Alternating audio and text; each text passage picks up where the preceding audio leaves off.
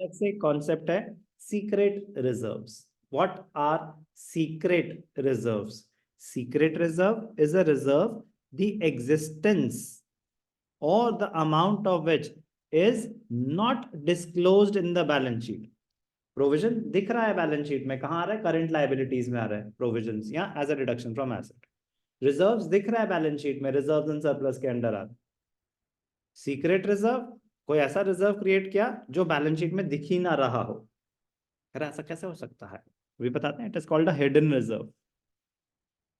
A secret reserve is created by overstating your liabilities or understating your assets. आपका provision for doubtful debts की requirement थी 5%, आपने 20% provision create कर दिया. Access provision create करने की वजह से कंपनी एक सीक्रेट रिजर्व्स क्रिएट कर देती है. प्रोविजन की रिक्वायरमेंट थी 5%, आपके डेटर्स थे 1 करोड़, तो आपने कहा 5% प्रोविजन क्रिएट कर दो, तो उससे प्रोविजन क्रिएट होता 5 लाख का. रिसीवेबल्स आते 95 लाख, आपने प्रोविजन क्रिएट कर दिया 20% का. 20% का अपना नुकसान मान लिया. पीएनएल में डेबिट होता है ना provision for doubtful debts, expense मानते हैं, प्रॉफिट्स उतने से रिड्यूस कर देते हैं. 20% का प्रोविजन क्रिएट कर दिया, 20 लाख का प्रोविजन क्रिएट कर दिया. अब आप रिसीवेबल्स कितने दिखा रहे हो? 80 लाख, जबकि एक्चुअली कितने हैं? 95 लाख. 5% प्रोविजन की रिक्वायरमेंट थी. तो एक्सेसिव प्रोविजन क्रिएट करने की वजह से आपने अपने एसेट्स अंडरस्टेट कर दिए, बट आपके पास हैं वो पैसे, वो पैसे आपके पास हैं. सीक्रेट रिजर्व्स क्रिएट हो गए.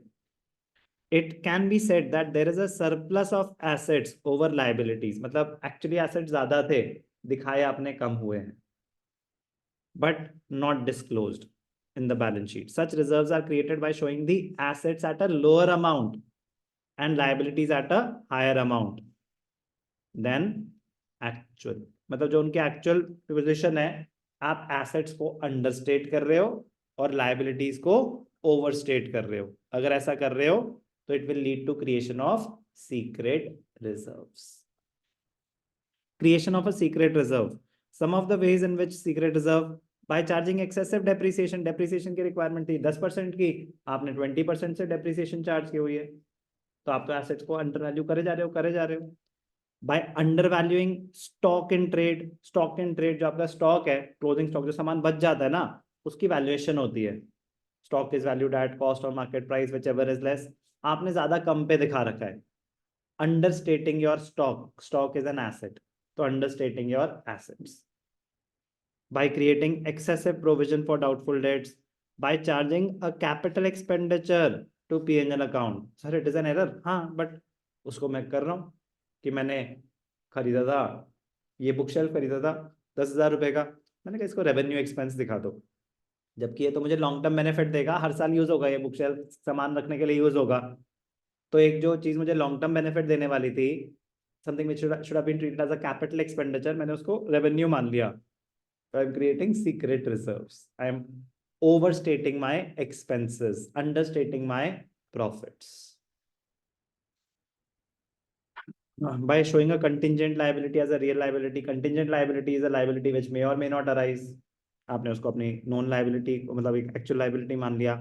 By suppression of accrued income. Accrued income, income earned but not received.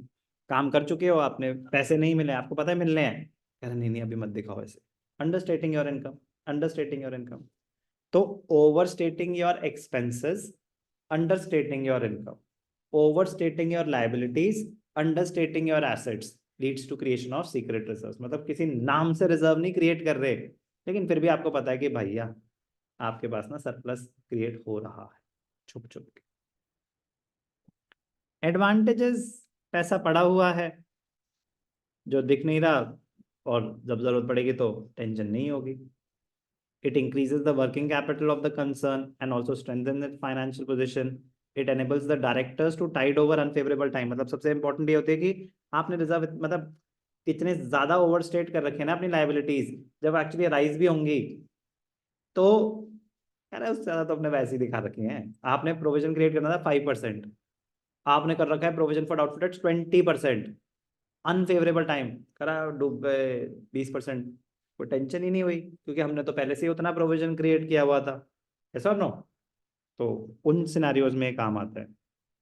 As and when profit reduces, the directors can maintain the rate of dividend by utilizing it. Heavy losses of exceptional nature can be met without disclosing the fact in the published statements. Heavy losses मतलब आपका कोई ज्यादा बड़ा नुकसान होगा तो आपको उसको मीट करने के लिए आपने कुछ चीजें ओवरस्टेट कर रखी हैं अपनी लाइबिलिटीज, आप उनको कॉम्पेंसेट करके उसको वाइप आउट कर देंगे, पता भी नहीं चलेगा, उतना नुकसान मुझे दिखाना नहीं पड़ेगा। मेरा कहीं नुकसान हुआ 20 लाख का, मैंने तो यहाँ पे पहले से ही अपना नुकसान ज्यादा दिखा रखा था, कह रहा अब इसको कम कर दो प्रोविजन को, अब 5% करो, तो वहां से मेरा क्रिएट हो गया ना उस लॉस को मीट करने का। Just read once, just read once, ठीक है ना, जस्ट रीड वंस। नुकसान क्या है, डिसएडवांटेजेस क्या है, कह रहा भाई साहब आप छुपा रहे हो actual profits, you are not showing a true picture.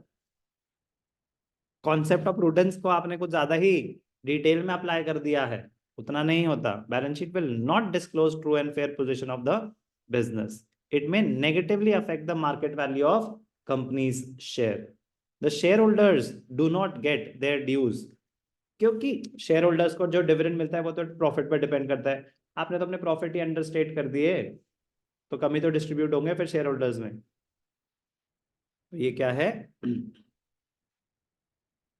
क्या है ये, सीक्रेट रिजर्व्स। मैंने कुछ एंटर वेंटर दबाया था क्या? ठीक है, समाप्त हुआ चैप्टर।